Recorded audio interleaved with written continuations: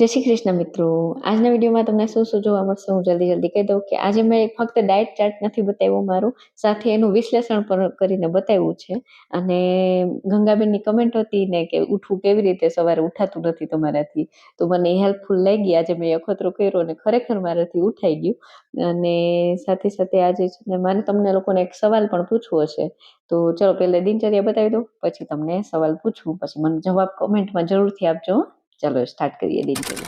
તો video start કરતા પહેલા કહી દઉં કે હું પણ એક સામાન્ય ગૃહિણી છું, કોઈ એક્સપર્ટ તો નથી કે હું કોઈ આમ જાણકાર નથી, પણ હું વેટ લોસ જર્નીમાં જે કંઈ શીખું છું, સમજું છું, એ બધું વિડીયોમાં બતાવવાની કોશિશ કરું છું. તમારી 100% પારદર્શક પ્રામાણિક સફરમાં ડેલી વ્લોગ્સ જોવા માટે મારા વેટ લોસ જર્નીની સફરના મારી ચેનલને સબસ્ક્રાઈબ કરીને બેલ આઇકન જરૂરથી દબાવજો. અને આખો વિડીયો જોઈ લ્યો, તમને પસંદ આવે તો એક લાઇક કરી દેજો. અને સબસ્ક્રાઈબ એમને ન કરતા પહેલાં મારા બાકીના વિડીયો પણ જોઈ લો. જો તમને એમ લાગે કે નહીં આ જેન્યુઅન વિડીયો છે બધા, તો જ સબસ્ક્રાઈબ, તો અને માત્ર તો જ સબસ્ક્રાઈબ કરજો, બરોબર છે? તો ચાલો હું આગળ બધી વાત કરું. જેમ મેં કીધું એમ ગંગાબેનની કમેન્ટ હતી ને એટલે હું ઉઠી ગઈ અને બારીમાંથી જોયું તો સૂર્ય તો દેખાતો હતો. એટલે બહુ દિવસ પછી સૂર્ય ઉગતો જેવા મળ્યો તો મસ્ત મન આમ ખુશ થઈ ગયું. ને મેં એવી રીતે શું કહેવાય 6 વાગ્યા ને એટલે નીચે આવી ને પછી મેં કીધું હાલો નીચે બૂટ પહેર્યા છે ને બૂટ પહેરીને આજે તો છતમાં હાલવા જાઉં. એટલે સીડી ચડી ગઈ ધડાધડ અને છતમાં માંડી હાલવા. અને જો નજારો મારો છતથી આવો હતો આજે તો સૂર્યોદયનો. ને મેં ફટાફટ વોક કરી લીધું, ફટાફટ નહીં એટલે નોર્મલ વોક કર્યું હતું, એકદમ ધીમું પણ નહીં અને બહુ સ્પીડમાં પણ નહીં. અને આજે બહુ દિવસ પછી મોર્નિંગ વોક કર્યું એટલે મારાથી અડધી કલાક તો ન ચાલી શકાયું, 20 મિનિટ જેટલું વોક કર્યું હતું મેં. સૂર્યોદયનો મનમોહક નજારો હતો એટલે વોક કરવાની મજા આવી. પંખીનો કલર અને મસ્ત વાદળા હતા આજે તો. એટલે મેં કીધું કે વાહ, મન ખુશ થઈ ગયું, હવારમાં પ્રફુલ્લિત થઈ ગયું એમ. અને જો અગાસીમાંથી જોઉં છું તો પ્રેમા દીદીએ ફર્યું ચકાચક વારી લીધું, આવડું મોટું ફર્યું એને 6 વાગ્યે થતો વારી લીધું હતું. મેં કીધું આ મસ્ત થઈ ગયું ફર્યું ચોખ્ખું. પછી આ લાદીવાળા ભાગમાં વારવાનું હતું ટાઇલ્સવાળામાં, એટલે પ્રેમા દીદી ત્યાં વારવા માંડ્યા ને હું આવી ગઈ નીચે. ને 7:30 જેવું થયું ને એટલે હું જીરા પાણી લઈને બેસી ગઈ. મમ્મીનો મહેકનો નાસ્તો મેં બનાવી દીધો હતો, ભાખરીને એવું, ને હું જીરા પાણી પી લઉં મેં કીધું. તો ગરમ હતું એટલે સિપ કરીને હેતું ફૂંક મારતી ગઈ ને પીતી ગઈ, ફૂંક મારતી ગઈ ને પીતી ગઈ. અને પછી જો નાસ્તામાં હું બનાવું એમ સોચતી હતી તો એમ થયું કે દહીંમાં લસણવાળી ચટણી વઘાર કરીને નાખું ને એવી રીતે કરું તો દહીં શું પ્રોટીનનો સોર્સ થઈ જાય. એટલે મેં અડધી ભાખરી, નોર્મલ ભાખરી જે પપ્પાની મમ્મીને બનાવી હતી ને એ જ ભાખરી લીધી ને એમાં ઘી ચોપડ્યું હતું એટલે ફેટ આવી ગયું હેલ્ધી, ગાયનું ઘી હોય અમારે એટલે. અને અળસીનો પાવડર મેં છે ને દહીંમાં ઉમેર્યો એટલે ફાઈબર આવી ગયું ને પ્રોટીન માટે દહીં, એટલે મારું કોમ્બિનેશન સરસ થઈ ગયું. એમાં ધાણાભાજી પણ મેં નાખી હતી ને મસ્ત ટેસ્ટી લાગતું હતું. એટલે જામો પડી ગયો આજે તો દહીં વઘારેલું ખાધું ને એટલે લસણવાળી ચટણીનો ટેસ્ટ તો મજા જ આવે એમ. એટલે નાસ્તો કરવાની મજા જ આવી રાખી એમ. મસ્ત ચાવીને 32 બાર ફોર્મ્યુલામાં માઇન્ડફુલ ઇટિંગ કરી લીધું હતું. જો આવું સરસનું દહીં દેખાતું હતું મારું, કોથમરી નાખીને હા દિલ ગાર્ડન થઈ જાય એવું. ને થોડુંક દહીં વધ્યું ભાખરી ખાતા તો મેં એમાં થોડાક મખાના ઉમેરી દીધા ને મેં કીધું કે હાલો મખાના હેલ્ધી કહેવાય ને, તો ચલો નકરું દહીં ખાવું કરતાં થોડાક મખાના નાખી દઉં એમાં. એટલે એવી રીતે નાસ્તો આજે વ્યવસ્થિત કરી લીધો ને જામો પડી ગયો, ભારી મજા આવી ગઈ. એટલે આવી રીતે નાસ્તો કરવો હોય તો મજા આવી છે. આજે મને ભાવ્યું આ વધારે. ને પછી મને એમ થયું કે હાલો રસોડામાં બધું કામ કરતી હતી, પ્રેમા દીદી બીજું કામ નિપટાવે ત્યાં સુધી હું રસોડું સાફ કરી લઉં. તો દૂધનો સ્ટોક આજે હતો, જે હું કાલે કહેતી હતી ને કે નથી દૂધનો સ્ટોક, તો આજે મેં હમણાં 2-3 દિવસથી નહોતું બનાવ્યું પનીર, 3-4 દિવસથી, તો આજે બનાવી લીધું. ને પનીરને બનાવીને મેં છે ને અમારે ગાયનું દૂધ જ આવે એટલે ગાય મલાઈ ઉતારેલું દૂધનું લો ફેટવાળું પનીર બને એમ. તો મેં પતલું એવું કપડું ગયણામાં રાખી અને આવી રીતે મસ્ત બનાવી લીધું. ને પછી મારા સાસુમાનો પ્રિય પાણો લઈને પનીર ઉપર મૂકી દીધું, થોડીક વાર નીતરી જાય એમ.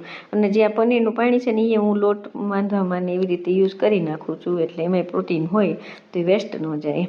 અને મેં કીધું કેટલું પનીર થયું જોઉં તો ખરી વજન કરીને, એટલે મારે કેટલા દિવસ હાલે ખબર પડે. તો વજન કર્યું ને તો જો 250 ગ્રામ ઉપર થયું છે. એટલે મારે આ 50-50 ગ્રામ ખાઈશ ને તોય 5 દી હાલશે એમ. ને બપોરે જમવામાં છે ને મેં જો સોયાવડીનો પાવડર લીધો, જુવારનો લોટ લીધો અને ચણાનો લોટ થોડોક લીધો. તો જુવારનો લોટ ઝાઝો હતો ઓલા બે કરતાં. ને આવી રીતે રોટલો મસ્ત બનાવી નાખ્યો. ને મસૂરની દાળ બાફેલી છે, એમાં નમક ને ધાણા ભાજી છે, બીજું કાંઈ નાખ્યું નથી. ને લીલી ડુંગળી ને મરચું લીંબુ મીઠું નાખીને લીધું હતું. ને રીંગણાનો ઓરો બનાવ્યો હતો આજે બપોરે. ને મારો રોટલો જો ઘી ચોપડીને મેં લઈ લીધો. ને પનીર મેં 50 ગ્રામ જેટલું લીધું હતું ને છાશ પીધી હતી. ને 1:30 જેવું ટાઈમ થવા આવ્યો હતો એટલે રાત થોડાક વહેલા હતા અમે. તો અમે જમી લીધું વ્યવસ્થિત. મમ્મીએ જમી લીધું હતું, મહેક જમતા હતા. ને બપોરે જો ઉપર આવીને તો મસ્ત આજે ખુલ્લું મોસમ હતું ને એટલે અમે ઘઉં ને બાજરું ને એવું ટેપ્યું હતું. તો મસ્ત બારે બધે ઝાડવા આમ ધોવાઈ ગયા હોય ને વરસાદને હમણાં આટલા દિવસથી વરસાદ હતો તે એવું સરસનું મોસમ લાગતું હતું. તડકો એટલો વાલો લાગતો હતો, મીઠો લાગતો હતો, મજા આવી. મોસમ એ ઠંડક હતી એટલે તડકામાં સારું લાગે એવું હતું. ને ચારે બાજુ હરિયાળી મસ્ત ચમકતી હતી એમ. તો મેં કીધું હાલો ઘઉં ને બાજરું તપી ગયો છે ને તો ચારી લો, એટલે કાલે દહીણું ધરીશ એમ. તો હવે તમારે ઘરઘંટી આવી ગઈ છે, એમને બતાવ્યું હતું વિડીયોમાં. તો કાલે દહીણું પાછું ધરીશ. ને ઘઉં ચારી લીધા, બાજરો ચારી લીધો. ને જો આ ધનેરા થોડાક નીકળ્યા કદબત્તા હતા તો બધું ફેંકીને સાફ કરી દીધું. અને મેં કીધું રેડી કરી રાખું કાલ હાટું. ને રોંઢે મેં છે ને એક્સરસાઇઝ કરીને જલદારું એક ખાધું હતું અને એક છે ને મેં નાશપતી ખાધું હતું. એટલે મેં કીધું કે મજા આવે, ફાઈબર વ્યવસ્થિત મળી રહે એમ, આપણે પેટ સાફ આવે. અને જો મારી આવી આ જે ગોળી છે ને પ્રોટીન રીચ, એમાં શું કહેવાય ઓમેગા એસિડ કંઈ કહેવાય ને એ બધું મળી રહે કરીને. તો આ ગોળી મેં બનાવી છે, આ એ રથયાત્રાવાળા વિડીયોમાં બતાવી છે કેમ બનાવી.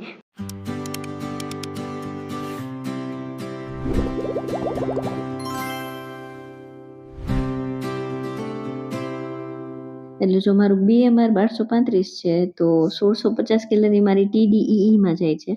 એટલે 500ની અંદર કેલરી ડેફિસિટ રહીને એવી રીતે મેં કોષ્ટક રાખ્યું છે આજનું મારું. તો જો પોષણ મૂલ્ય દર્શાવતું કોષ્ટક ડાયટ ચાર્ટ મારો આ રહ્યો. તમે આનો સ્ક્રીનશોટ લઈ શકો છો. એટલે મારું જો વજન પ્રમાણે પ્રોટીન ને ફાઈબર ને બધું મેનેજ થઈ જાય એ હિસાબે જ મેં રાખ્યું છે. તો આવો રહ્યો આજનો મારો દિવસ. અને બસ જો આમ જ મારી ધીરે ધીરે પ્રગતિ ચાલે છે. અને મારે હવે ઇંચ લોસ ઉપર ફોકસ છે, જે હું હર વખત કહું છું હમણાંથી રથયાત્રા પછીથી. તો એ થોડુંક ઇમ્પ્રુવમેન્ટ કરવાની કોશિશ તો હું કરું જ છું. અને મારે એ કહેવું હતું કે જે હું એક્સપેરિમેન્ટ કરું છું ને એક્સરસાઇઝ વગેરેમાં, તો હું સોચું છું કે હું છે ને એક્સરસાઇઝ કરું ને તો યુટ્યુબમાં લાઈવ આવીને એક્સરસાઇઝ કરું તો. અને જો તમે લોકોને પણ ઈચ્છા હોય મારી સાથે આપણે હારે એક્સરસાઇઝ કરીએ એમ, તો કમેન્ટમાં જરૂરથી કહેજો. જો ઘણા બધા લોકોને ઇન્ટરેસ્ટ હશે તો હું યુટ્યુબમાં આપણે લાઈવ કરીને એક્સરસાઇઝ કરશી એમ હું સોચતી હતી. તો જો એ પ્રમાણે હું પ્લાનિંગ કરીશ ને વિડીયોને બનાવીશ. તો જોઈએ હવે તમે લોકોનો શું રિસ્પોન્સ છે એ પ્રમાણે હું આગળ વધું એમ. એટલે તમારે મારે એ જ પૂછવું હતું. અને ચલો રેડ ક્રોસ માર્ક કરી લઈએ. ચલો આજે 31 જુલાઈ 2026 રેડ ક્રોસ માર્કનો સાથ. કારણ કે આજનો દિવસ પણ મેં જેવું સોચ્યું હતું એવો જ ગયો છે. અને ફરી પાછા મળી આવતીકાલે રાત્રે 10 વાગે. ત્યાં સુધી ચમકતી ચાંદીને રજા. જય શ્રી કૃષ્ણ. ખુદની તબિયતનું ધ્યાન રાખજો, પરિવારના બધાનું ધ્યાન રાખજો. કે જય શ્રી કૃષ્ણ.